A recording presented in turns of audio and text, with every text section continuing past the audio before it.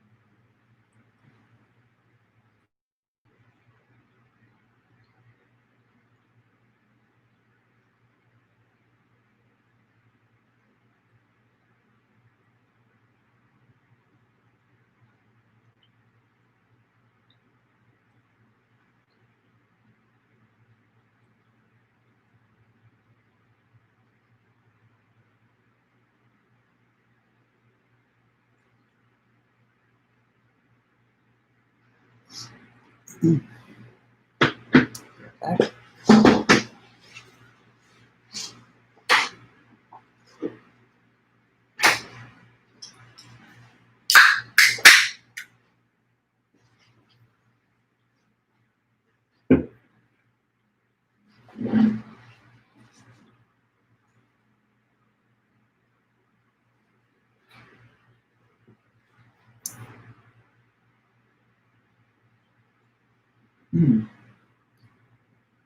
Good morning.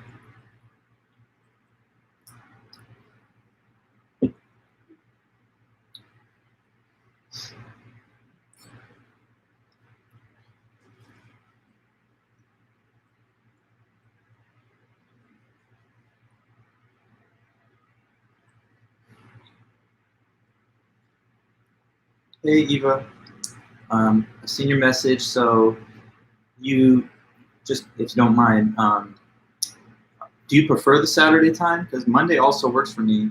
If you'd rather have, your Saturday free and clear of any meetings, but I'm happy to do it either way. Okay, then yeah. So I'll create that Zoom link and I'll send it to you later. Thank you. Hi, Kylie. Hey, everybody. Welcome back.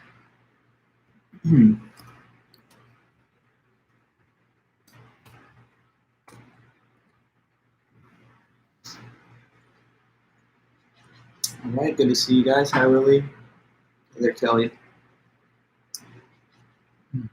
Good. Air quality's a little better today. I'm happy about that.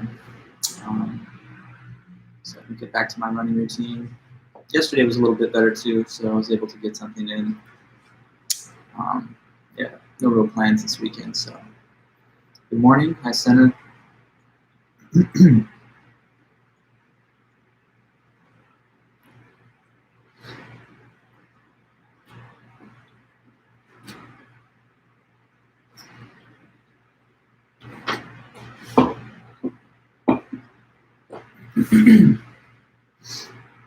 Just another minute here.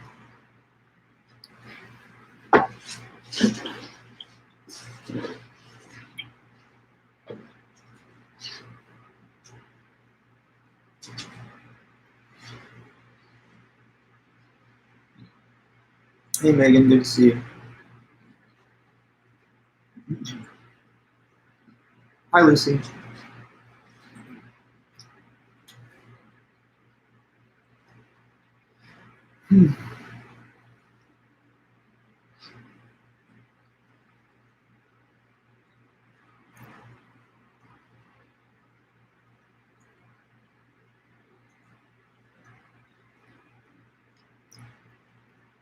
Okay, so it's basically 9 a.m. now, so welcome back, everybody. Good morning to you guys.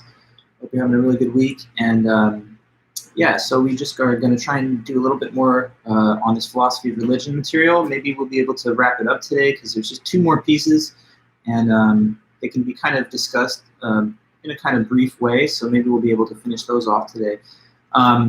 Remind me if I'm correct. We did discuss the whole Clifford, right, and the ethics of belief. Isn't that true? Hi, Drew. Like, for example, we talked about the example of the ship owner, what it is for a person to have a credulous character, and what are the harms that can come from having a credulous character. Isn't that right? Just want to kind of touch base with you, make sure that the continuity is there. So, yes, good. That means that now we move on into the work of Robert McKim. Okay, and I believe I told you guys, and I'll just mention this again just to kind of quickly summarize that W.K. Clifford. So you could use that as one of the possible objections to Pascal, because Pascal said that a person should believe in God, but it can't be proven, and there's no way to prove it. That's not saying believe in God because here's some evidence that makes it very clear based on the evidence. Instead, it's like saying, well, you don't know, but maybe if you're right, that would be really great, so you should believe just because you hope you're going to be correct. Now, Clifford says that's wrong, though. It's wrong for a person to believe anything at any time without having sufficient evidence. And he uses the ship owner example to try and demonstrate that. The ship owner is kind of a case of a person who has a credulous character, somebody who is willing to grant credibility to things that don't really deserve it based on the evidence. So he thinks that's definitely harmful when you develop that habit of mind and you go around in the world just believing whatever you hope is true and just ignoring the evidence of the things that don't make you happy or that you find unpleasant. Then you're going to be poorly prepared for dangerous or non-ideal situations, and you'll be unable to make correct judgments about what's true and false. You won't be able to follow evidence to a conclusion because you'll always sort of throw up this wall when the evidence points towards a conclusion that you don't like. So it has harm towards your own ability to make judgments, and it also causes social harm, he says, because that sort of spills off to other people that you influence, that look up to you or that follow your example. So it's bad, and if that's what Pascal's saying to do when it concerns the belief in God, then I guess Clifford would say that's not the right sort of basis to have a belief in God. Now, from there, we can talk about Robert McKim.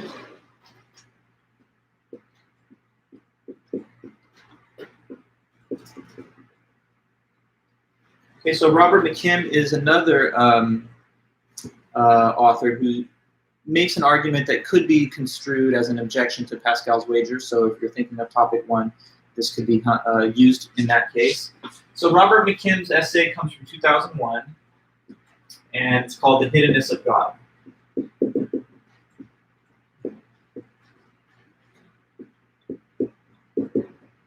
The Hiddenness of God, Robert McKim, 2001. He's still living, and he teaches, he's a professor of philosophy at the University of Illinois at Urbana, Champaign. He works in the philosophy of religion, ethics, and the history of philosophy, and he wrote a book in 2001 which contains this, this essay in it. Okay, so now to get us into Robert McKim's paper, I kind of have to explain for you this highly detailed narrative, kind of hypothetical scenario that he gives. So as you've seen already in some other cases, philosophers oftentimes will use like a hypothetical scenario to focus the reader's mind on a core set of concepts.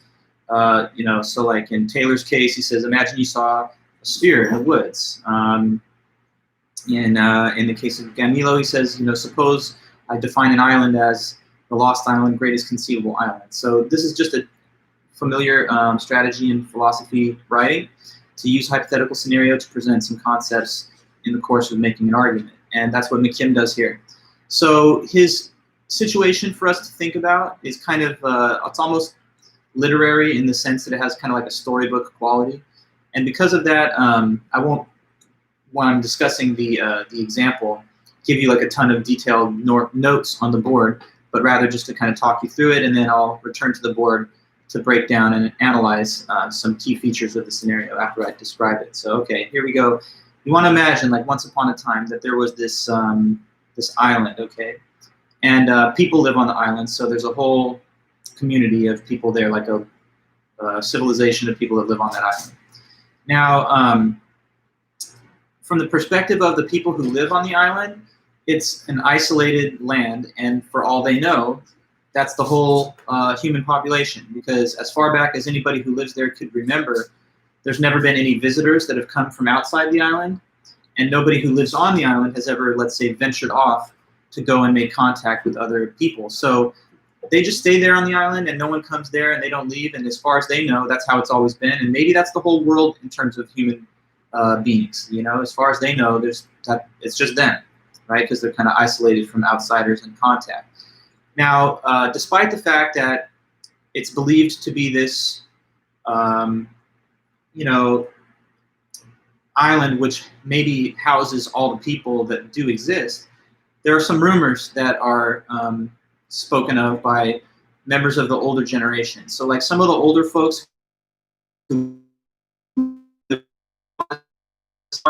know, long ago, this island that is today thought of as this isolated land was part of a bigger empire.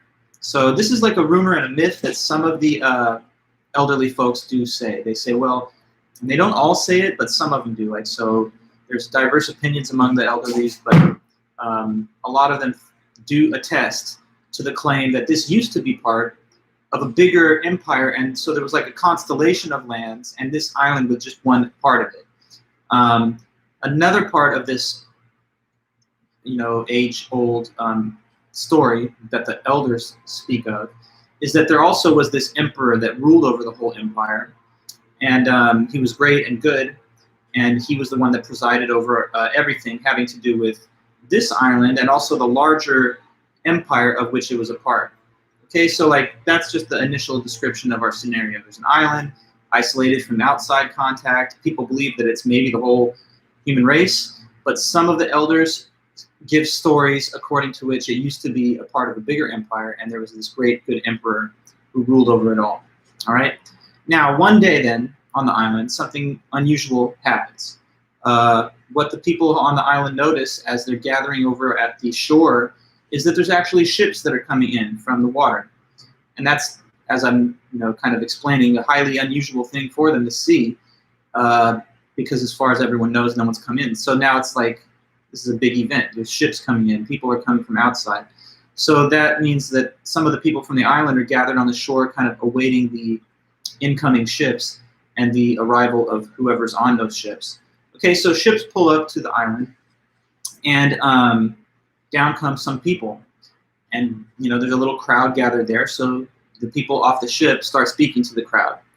And here's what one of those people says. He says, all right, everyone, listen up. I'm glad that there's a little group here that's assembled.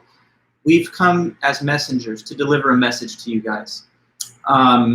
So we've heard that you guys know about rumors from your elders. And those rumors say that this island used to be part of a great big empire, and it was just one part of it. And we're here to tell you that's true. It's not just a myth or a rumor. It's actually a fact. This is part of a great big empire. So those myths that you guys always sort of halfway doubted or didn't know whether they were correct, they were. So it's true that this is part of a great big empire. The thing is, you guys have kind of become disconnected from the other parts of it. But we're here to kind of bring you back into that empire. And the other thing is this. We also know that you've heard about rumors according to which there is this emperor who rules over everything on the empire. And in fact, that's true too. So there is an emperor. And the thing is, he's the one who sent us to you. He told us, go over to the island and reclaim it for the empire. And I want you to tell them that I'm asking for their loyalty and for them to be give their allegiance to me. Because after all, they're my subjects, I'm their emperor, and I want them to recognize that again after all this time that we've spent disconnected from them.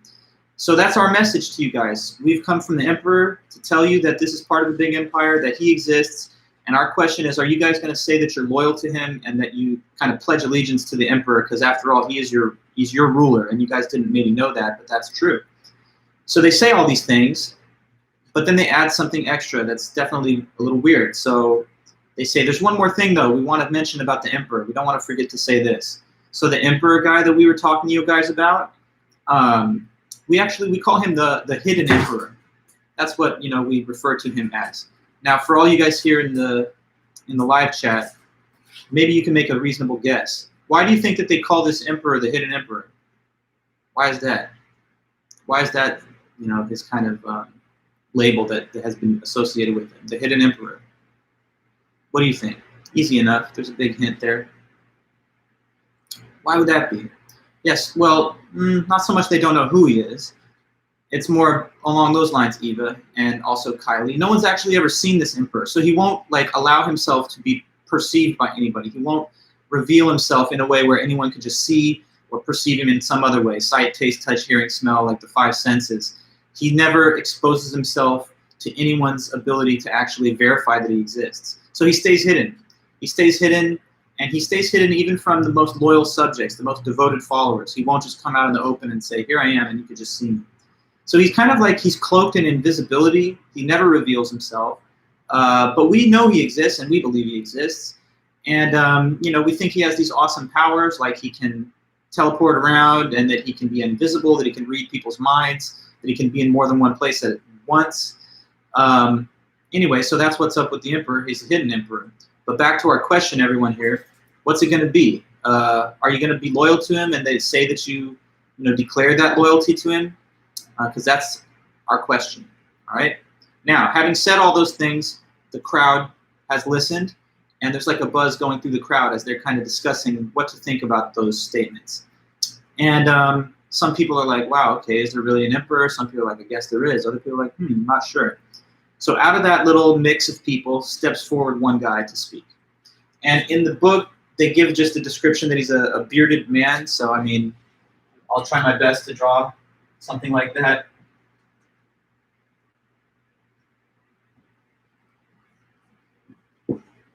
Bearded man. I mean, not amazing, but, just working with what we have. So this man speaks up, and so he starts to say some things. He says, okay, so hey everybody, listen up to all my fellow islanders. I want to address you guys because I'm confused about what these guys from the ship are saying. I was totally on board for most of the whole thing that they said, but then at the end they kind of lost me when they started saying this stuff about that he's a hidden emperor. That just threw me off. What do you mean hidden though? Like, how is it that he's hidden? Now, if he exists, why can't we just see him? I mean, you could see me, I could see you guys. Our existence is not like a mystery or something that is hidden. So it's kind of strange. I mean, right? If someone exists, you'd think that they'd be easy for us to just confirm that fact by perceiving them in some way. And also, I mean, it's kind of weird that you guys say you want us to believe in him, because if he really wants us to believe in him, and that's the whole point of your visit over here, you made a voyage to the island to send this message to us, to get us to say we're loyal to the emperor. But if he really wants our loyalty and our belief, then wouldn't the easiest thing be for him to, what do you think is our bearded man getting at here? He's trying to tell the group that if there really is an emperor who wants us to believe in him, the easiest way to do that would be obviously to just do what? What do you think? If he really wants us to believe in him, and that's the whole point, then why wouldn't he just, what do you think? Show himself, right, Anthony? If he wants us to believe in him, no problem. If he shows that he exists and we can all just see that, then we can agree that he exists and we'll believe in him. But it's kind of weird to say you want people to believe in you, but you're going to stay hidden. So I have my doubts, actually. I really don't know about this claim that you guys are making, right? So that's what he had to say. Now, after he speaks up, though, another person comes forward from the crowd, and she had a different perspective. So in this other case, the second individual is just described as like a woman. So here she is. Now, to the woman, she starts talking, and she says, well, my friend over here with the beard, I don't fully agree with you, actually, because I kind of see a point why he might want to stay hidden. It sort of makes sense to me. I can see there's a reasonable basis for that. Why do you think it might be that he wants to stay hidden and it actually makes reasonable sense? Why do you think that she's giving this argument? Like, she says, to the contrary, I can understand a legitimate reason why he may be hidden. Because if he's hidden, that allows for what? What do you think? So what is her kind of like comeback or whatever to whatever the bearded guy has said? Because she's trying to defend the idea that maybe he is hidden and actually that makes sense and that's not so weird. Okay, Eva, that he wants to be a spectator to see what goes on, sure. But, he could still be a spectator, couldn't he, if he was not hidden, no?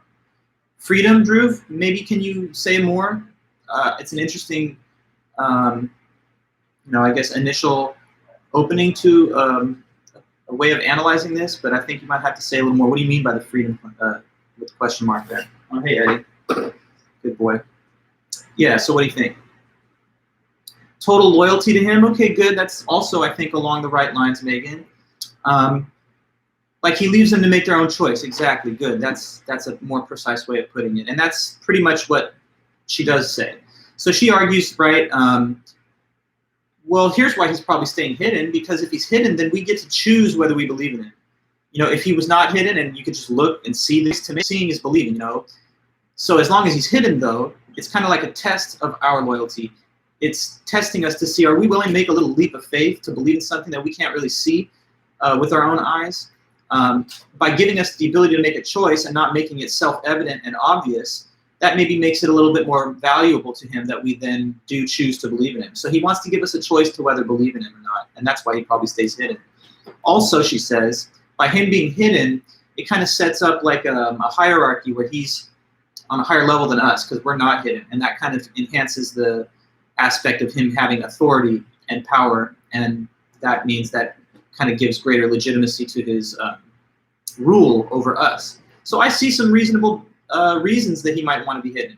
On the one hand, it gives us a choice whether to believe in him, which we wouldn't have if he was not hidden. And then also on top of that, maybe it sort of sets up this kind of hierarchy of power and order that he wants to establish. So she says those things. And then, 1 second.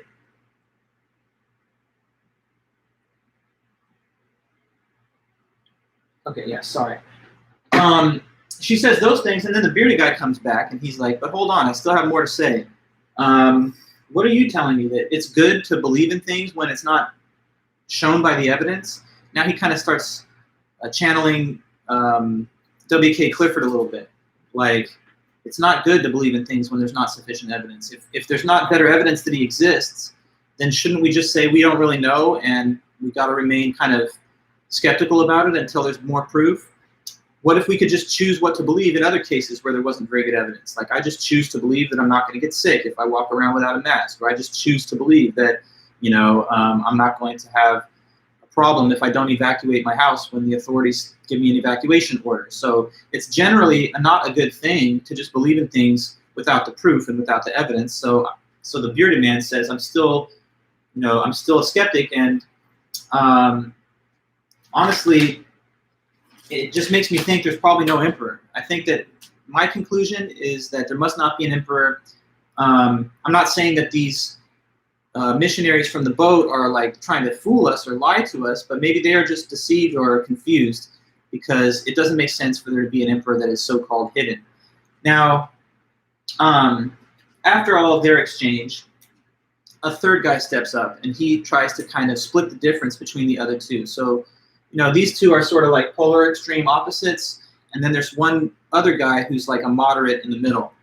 They didn't give a very detailed description of him, just like a third man. So there he is. And here's what he has to say. He says, now look, both of you guys made some good points. Let me sort of say where I agree with each of you. Now, you say that there's no evidence that the emperor exists. But that's not exactly true. There's some evidence. It's maybe not evidence from the five senses, like literally seeing him or hearing him. But even though we don't have that kind of evidence, there's still some reason to think that he does exist. That's his point. So he says, siding with you, there actually is some evidence that he exists. What do you think that evidence might be? It's not that you can just look at him or whatever, but there's some basis to think that he exists just for the simple fact that what? What is this, at least marginal evidence that the moderate guy is talking about? Yeah, the people coming from the ships. So he says, and also the stories from the elders. So there's testimony that people give that the emperor exists. And that's not nothing. That's like some evidence, even if it's not the strongest possible evidence. So kind of parallel to that, with God and everything. Some might say, well, I can't just like look up and there he is, and so there's no question that he exists. But there are the scriptures, and there are the gospels that people preach. So you could argue that the message that people attest to is itself some evidence for the existence of the being. So he says, unlike what you've said, I do believe there is some evidence, but on your behalf, you made a reasonable point when you said that him being hidden is a weird way to go about your business if you're trying to get us to believe in him. So the guy in the middle says, here's my conclusion, which is kind of splitting the difference between the other two. The hiddenness of the emperor is a little strange, so it could mean one of two things. Number one, it could just mean that he doesn't exist. That's possible. Maybe that's why there seems to be hiddenness, because actually there's no such thing. Or, says the moderate, it could be that he exists, but because he is staying hidden, maybe he doesn't even really care whether or not we what? How do you think that statement would end? So he suggests that the hiddenness of the emperor could be explained by either him not existing or that he does exist, but he just wants to stay hidden because he's not at all interested or he doesn't care whether we believe in him. Exactly, Anthony. So maybe the fact that he's remaining hidden indicates that he doesn't care whether we believe in him, because if he did, he would just not be hidden. So that's where he concludes. Now, these three individuals, obviously, this is all like a kind of elaborate metaphor, if you like, for the topic that the author is trying to pursue, which is the question of how is one to rationalize or reconcile the belief in God with the idea that God is hidden. And these are three different possible perspectives on this. So this guy represents the skeptic, basically the non-believer, who says the hiddenness just makes me think there's no such thing. On the other hand, we have the believer. This is like the strong believer who has that faith and says, even despite the lack of better perceptible empirical evidence, I still think that this being exists, which is hidden. And then this guy is claimed as the tentative believer. So that person's sort of saying that, well, I'm kind of hedging my bets. Maybe there's God, maybe there's not. If he does not exist, that would easily explain why he seems to be hidden. But if he does exist, then maybe the hiddenness just means that he's not so concerned with whether we believe in him or not. Now, this is clearly then just kind of about the real topic of God. And if God is hidden, people might take one of these three perspectives, right? Some people will say, if God's hidden and it's not something that I can just see or perceive, in the ordinary way, then I don't believe in it.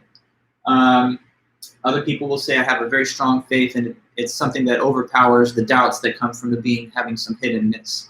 And then a tentative believer says, who knows, there's hidden God or there's no God, but if he's hidden, maybe that means that he's not really caring whether we believe in him or not.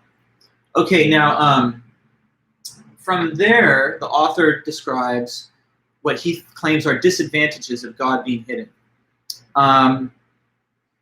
And in the end, Robert McKim, personally, the author, he sides with the tentative believer. He says the hiddenness of God raises doubts, at least, about his existence, but it might not mean that he doesn't exist. It could just mean that he exists, but doesn't care so much whether we believe in him at all or what religion that we practice. Now, I want you guys to be able to understand how this can connect back to the writing of Pascal.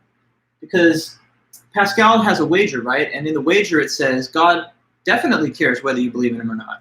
Because according to the wager, we're supposed to be in fear of not believing in God, because if we don't and he exists, that would upset him and he would punish you by either sending you to hell or not letting you to go to heaven.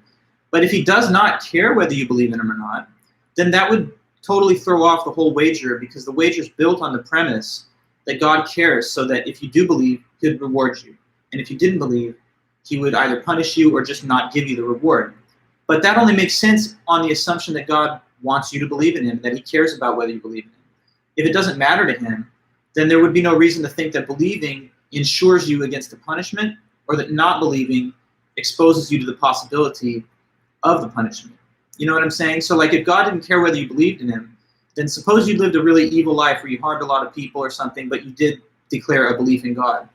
Maybe on Judgment Day, God's attitude would be like, I know you believe in me, but that's not, I don't really care about that. So you don't necessarily get a reward just because you believed in me.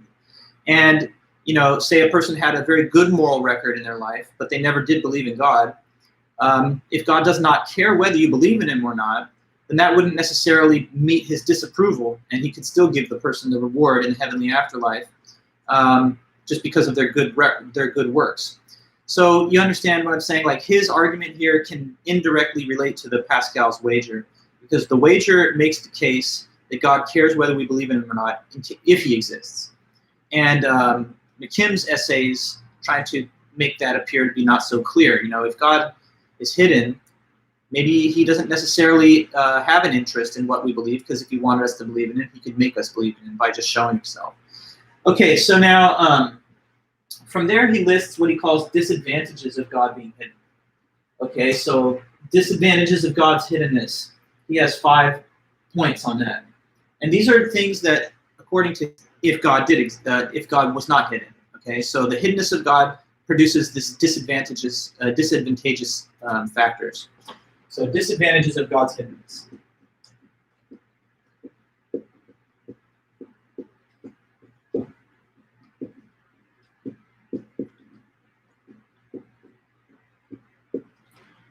So the first one is just that it makes it harder for everyone to believe in God.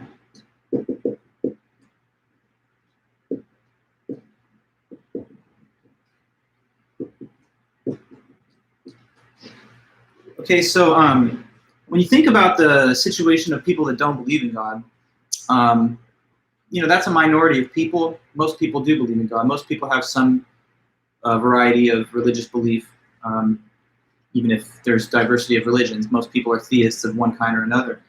But not everybody is. And to those that are not convinced or that don't believe in God, sometimes people have, I think, unrealistic stereotypes or whatever about what's the reason that the person doesn't believe in God. Like, some people will think, oh, well, they just must have like scorn for the divine, or they just must want to be defiant against the whole concept of being righteous and moral or something like that. But no, it's usually something much less interesting than that. Just the person feels that they would only believe in something when it was really shown by evidence. And unless there's more strong evidence that they could really confirm, that they would not have the belief, or they would remain doubtful. So what would be something that would make it so that nobody doubts that God exists, and that everybody's on the same page, and we can all agree 100% there's definitely God? What would make it so that there's not like a 10% part of the population that's atheist, but 100% theist? Well, clearly, right? If God was not hidden, and God would just reveal himself in a very open way for everybody to observe, then I guarantee you people wouldn't doubt that he exists, and they would rush to declare that they believed in him, because at that point it would be so evident that you'd want to make sure that you are in God's favor, right? So if it's good to believe in God, if we're supposed to feel pride in believing in God, if it's bad not to, and we're supposed to feel shame in not believing, God being hidden is making it a little harder for us than it otherwise would be. So he's not exactly making it as easy as possible for us to believe in him. So that's the first disadvantage. It just makes it a little more difficult for people to believe, at least some. And then another thing is, it also makes it, he claims, harder to have that close personal relationship with God.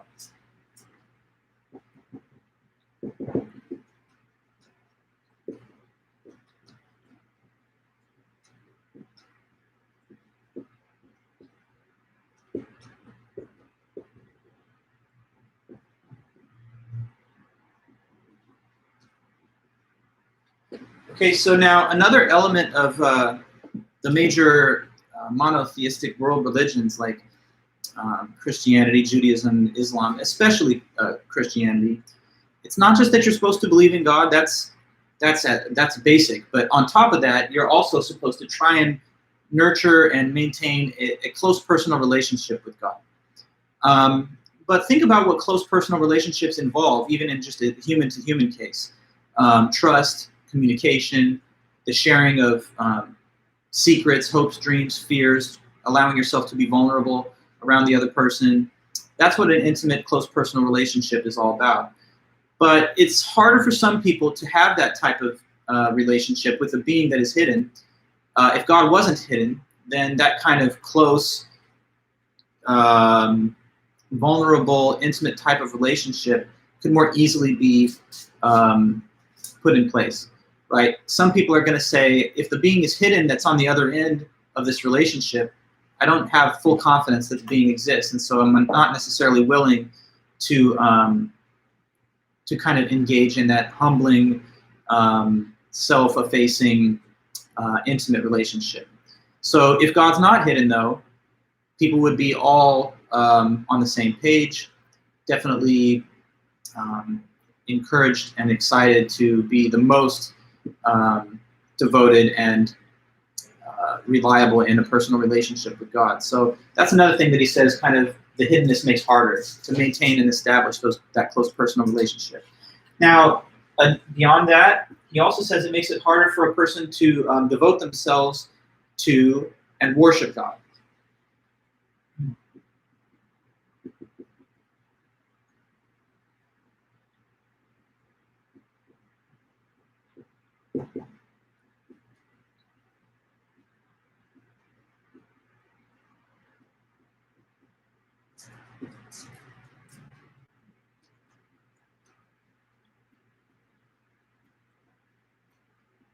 Okay, so we also know that the major world religions ask for you to believe in God, but not merely to believe, but also to worship God, to praise God, to devote your life and submit yourself to the will of God.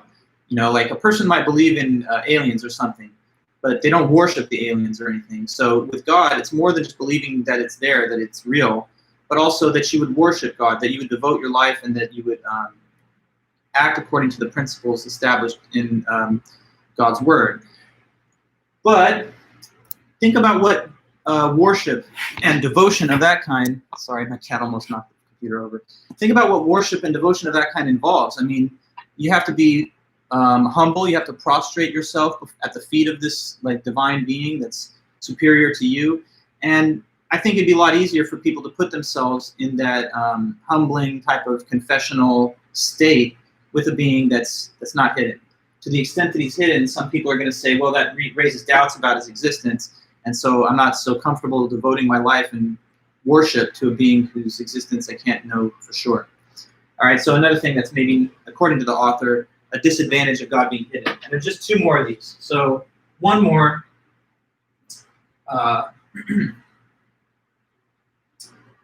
is that it also allows for, it creates social conflict and disagreement.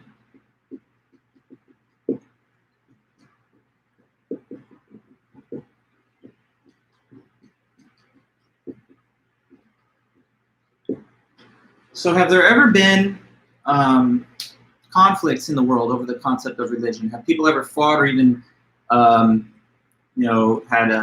wars, for example, over religion? Yes, of course. There have been like the Christian Crusades and even interdenominational disputes within the same religion. We've seen like the Irish Republican Army, Catholics and Protestants fight in the past, and of course in the Middle East we've seen fundamentalist branches of Shia and Sunni religion fight bitterly, even in war. So people fight over religion, even to the death. It can divide societies, families, friends. But why, though? Why are the people all upset with each other and at odds with each other? Well, it's because they don't agree, do they, on the specific nature of God or the type of religion that he wants us to practice, the nature of the faith that we're supposed to adhere to. But what could clarify all of these disputes between people so that everyone had the same exact idea of religion and God? Well, if God wasn't hidden, then he could say, just in an easy to verify way for everybody, here's the nature of the faith that I want you to practice. Here's my message. And everyone, 100% of people, let's not fight. Everyone can see me, so everyone should understand that here's what I want from the world. So if God, was not hidden, then that could unify people because he could simply deliver his message directly to the whole human population, and we would no longer be divided among ourselves over the various interpretations of what he wants or what he said. And then the last thing is he claims that it also allows for con artists and frauds to operate without being exposed. So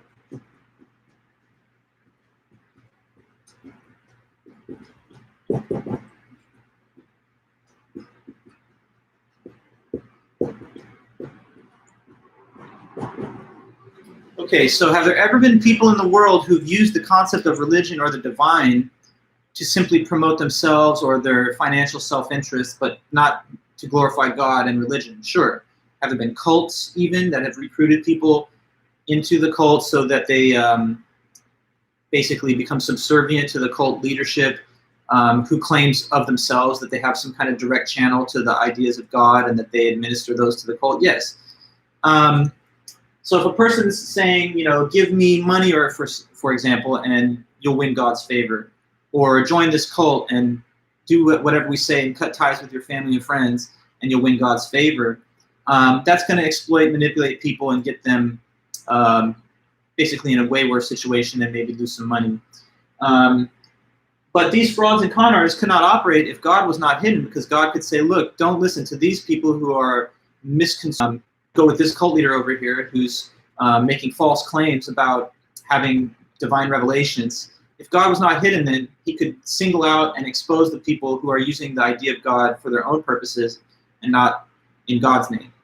But since he's hidden, these people can operate under the cover of the hidden God without being exposed.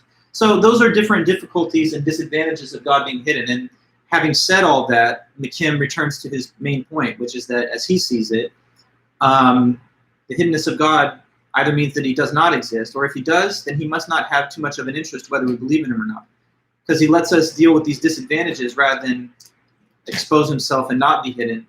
And that means that, you know, maybe it's not a question about our belief that is on his mind first and foremost. So yet again, I tell you that this could be seen as a possible objection to Pascal, because Pascal said, you know, you should believe in God because there's stakes, there's risks and rewards that might happen depending on what you choose to either believe or not. But the statement of the risks and rewards only makes logical sense on the assumption that God cares enough about whether you believe to reward and punish you for your belief status. So this would basically undermine the wager by discounting the supposed risks and rewards. If God doesn't care whether we believe in him or not, then we would not be able to make that safe assumption that that's a route to heaven or hell, because it may not be of concern to him. Okay, so that was my breakdown of Robert McKim for you guys. And since we still have a few minutes left, I at least want to try and get us started on the last author from this topic. Now, I know that due to some of the detailed discussions, maybe one of the essays will have to be edited out of the syllabus to make space next week, but I'll notify you over the weekend which one it is. I'm thinking I'm going to basically cut the JJC Smart article, which is called Extreme and Restricted Utilitarianism. But we're still going to read John Stuart Mill. That'll be the first author to start the next unit of class. That's ethics. Okay, but we got to finish up and cap off this whole topic of philosophy of religion, and we have one more author on this. So here it is, Nicholas Everett.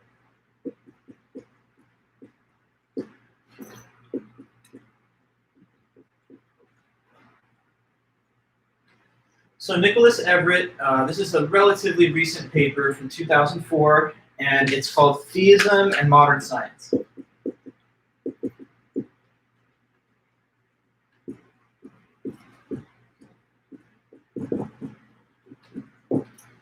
Theism and Modern Science, Nicholas Everett, 2004.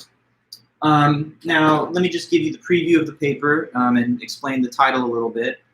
By the way, Nicholas Everett, he's a professor in England of philosophy. He does epistemology, philosophy of religion, philosophy of science. Okay, so the paper is basically all about the idea that religion and science seem to sometimes be in conflict with each other.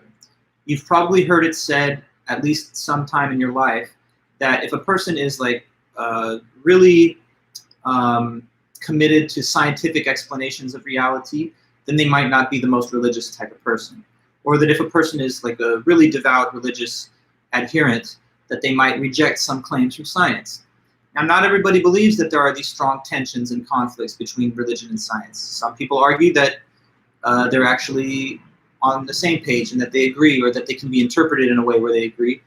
But Nicholas Everett's paper is trying to make the case that, yes, there actually are pretty strong conflicts between religion and science and modern science. And his goal in the paper is to just kind of reveal to the reader, to you, what are the contradictions between religion and science that make them not go so well together. So he wants to try and reveal, yeah, that science, according to what scientific consensus is, that kind of runs contrary to religious claims. Okay, now, to start his paper, there's also a hypothetical scenario. And let me talk to you about the hypothetical scenario with some of our time that we have, and we'll see how much of it we can cover in the remainder of today's meeting. Okay, so imagine that there's a person who got stranded on an island, like a deserted island. There have been different films and literature over the years that have used this topic or theme. The old classic English literature, Robinson Crusoe, is kind of like that. Sailor ends up on a deserted island, shipwrecked. There's the movie Castaway with Tom Hanks. Has anyone ever heard or seen that? Where he has the volleyball Wilson that becomes his friend and stuff, because he's so lonely on the island all by himself. Anybody know about it? If so, that's the kind of genre of example that we're dealing with in this example. Okay, so imagine that we've got like a castaway type scenario. There was a person, maybe they were flying and the plane crashed and they were able to use a flotation device to make it to the shore. Maybe they were traveling in a different vessel, like a boat, which capsized, and they used one of the life rafts to manage to make it to the shore, and they survived. So here the person has now arrived on the island. They've washed ashore, and they're alone. And they look around the island, just a brief scan, and they don't see anybody there. So it could be one of these little deserted islands. But the survivor basically is curious about one thing. They wonder, could there be another survivor on the island too? Like, I was not the only passenger on the transport vessel that I was on. So maybe somebody else also found a way to drift over towards the island's shore, and I'm not the only survivor. So maybe if I look around this island in good depth, I'll find one other person or whatever who's also managed to make it to the island. And he wants to find someone, or he hopes there is, because if there is, then they can work together to try and survive and eventually, hopefully, get rescued. So our shipwrecked survivor goes out and is going to try and conduct a search to see if they can find any signs of another person there. Now, what do you think these signs would be that our survivor would go out in search of? He's looking for evidence of another person there, and that could be stuff like what? So the type of signs that he's going to, footprints could be possibly one. Mm-hmm. Maybe a campfire, right? So maybe a little enclosure where there's like a fire pit. Belongings, sure. Maybe the person will make noise, and if you walk around and you're like, hey, you'll hear a person. Maybe you would see crude tools that they've built, or clothing. So you're going to go all around the island looking for any of those things. But suppose that the person conducts this thorough search, leaving no stone unturned, but does not see any signs like that. Now, after the search has been completed, the person, having seen no such signs, has now acquired evidence that what? Like, because you looked for those signs but didn't see any of those things, that gives you evidence that what? Easy enough, I think. That there is no other survivor, that you've now got evidence that the second survivor does not exist. Okay, good.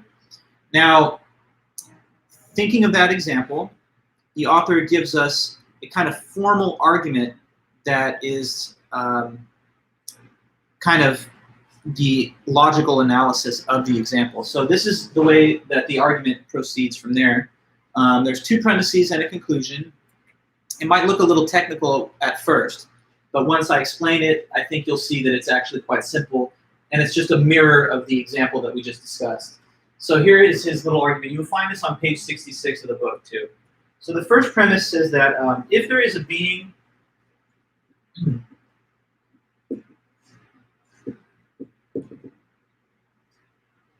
with nature N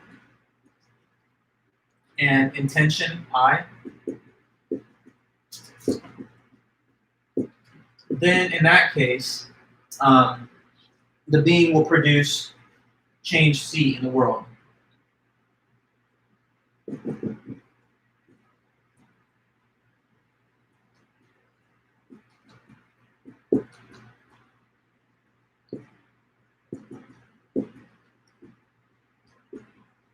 Okay, the second premise then just goes on from there to say, but the world does not display those changes. So the world does not display change C.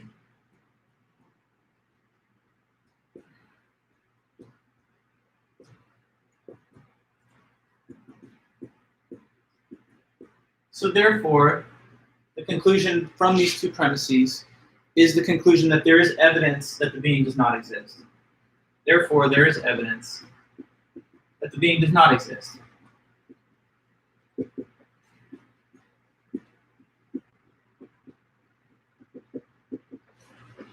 Okay. Now, let me fill in some of the gaps here in your understanding. So don't be too confused by these letters and stuff. They really just stand for placeholders. So here it says, if there's a being with nature n, so n is just a letter that stands for whatever the given nature of the being in our example might be. If there is such a being with nature n and intention I, so I is just a letter that stands for whatever the goal or intention of the supposed being would be. So suppose that you think there's a being that has some type of nature and goal, then in that case, that being would do certain things in the world typically, and those are the changes C. So change C is like the appropriate behavior you'd expect if this being did exist. Now, the second premise just says that you went forward trying to find the changes that the being would have produced, but you don't see any such things displayed in the world. So having not seen those changes, you now can conclude that you've gained evidence that the being does not exist. So plugging in for our example, take the shipwrecked sailor. He's asking, or he's thinking this, if there's another survivor who's a person like me and who wants to be discovered and get off the island, then they would do certain things on the island, like create tracks, make noises, build a fire pit, and so on. But after looking through the island, the person discovers that the island doesn't have any of those signs on it, so they can now conclude that there's evidence that there's no other survivor. Okay? It's basically saying that if you form some reasonable assessment of what a being would be likely to do, but then you go out looking for those behaviors and don't find any signs of them, now you have evidence that that being actually does not exist. As an example, and I'll just close with this and we'll wrap this up with just a few minutes at the beginning on Monday. But when I was really young, like all of you guys, you know, I was hearing these stories about Santa and everything. By the way, don't get it wrong. I'm not trying to compare it in any way, like the divine being of God to Santa Claus. But I'm just trying to give you a second example that's based on the author's case, which just comes from my own life, so maybe it's more relatable. So as a little kid, you know, I was hearing the stories around Christmas time about, you know, the legend of Santa Claus, that he comes and delivers gifts, that he's this jolly guy working at the North Pole with elves, and he has a sleigh with reindeer. But, you know, maybe it shows you that I was destined to be a philosopher someday, because even at that young age, I was kind of critical, and I was asking questions that were difficult questions for my parents, like, "What is that true though? How are you sure that that exists?" I mean, because it didn't add up to me. Like, for example, Santa, they say he flies on the sleigh, but a sleigh is it's earthbound. It doesn't have a mode of flight, and it's driven by reindeer, and reindeer are flightless, you know, terrestrial animals. And how does he carry all the cargo, and how can he possibly circle the earth with that much cargo? You know, so already I just had all these doubts. My parents were trying to tell me don't ask those questions. Nonetheless, I had to satisfy my curiosity. So on Christmas Eve, maybe I'm like 5 or 6. Christmas Eve is there, and I say to myself, well, if there is a Santa, you know, who's this mythical gift giver who wants to come and deliver me gifts tonight, then there's certain things that he'll do tonight that I would see if I stay up and I just look at the chimney. So we had a chimney at that time in my life, and I said, you know, after everyone else goes to bed, I'm going to stay up and I'm just going to look at the chimney, and I'm going to sit there and perch through the night. And if this Santa is real, like they say, then I'll see all kinds of things. Like what? I should hear a guy and see a guy coming down the chimney and putting gifts under the tree. If not that, then I should at least hear ho, ho, ho, like from the sky, or I should hear the jingle jangle of sleigh bells or the pitter patter of hooves on the roof. But, you know, I stayed up all night and I didn't see any of that stuff. I didn't have one of those very over and beyond the Call of Duty type parents that would like actually try and do a simulation of Santa coming on Christmas night. So having not seen any of those signs, watch out, Eddie. Come on, boy, he's getting too excited. Get down there. Having not seen any of those signs, I was able to conclude that maybe Santa didn't exist. Now, on Monday, we'll show how this relates to the case of God, and that's the bigger picture here. Essentially, what the author's going to say is that if God created this universe for us humans to live in, then you'd expect it to have features that science shows that it doesn't really have. So, hold that thought in mind, and we'll just quickly wrap this one up on Monday. Other than that, I'd like you guys to try and read the article by John Stuart Mill on utilitarianism, and that'll help us transition then into our second topic for the course, which is all about ethics. So, me, whether I believe in God, why would you guess that, Anthony? What have I said that has anything to do with not believing in God? I mean, I presented all these arguments that God does exist, and some of them are quite compelling to me. Like the cosmological argument, I find to be a very strong argument, and it's hard to refute. I'm one of those people who is open-minded to the possibility that God does or doesn't exist, but I think that I've had different influences growing up. I had a very religious grandmother on my dad's side, but I also was really influenced by my uncle, who's a physicist and worked for the Aerospace Corporation building missile defense shields for the U.S. government. So I'm just a person who I think is reasonable, and I'm open-minded to all the arguments. I don't know if that means that I'm not the most traditional in terms of my religious perspectives, but if there is a God, then I believe that God is just and noble, and he would treat people good, people who have not done anything wrong. So I don't think that good people have anything to fear in their life, one way or the other. But yeah, that's an interesting thought. But yeah, guys, have a great day. Have a good weekend.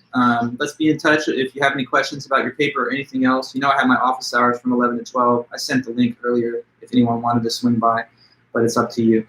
Okay, so have a great day then, and I'll definitely see you guys after the weekend then, okay? Take care, and see you then.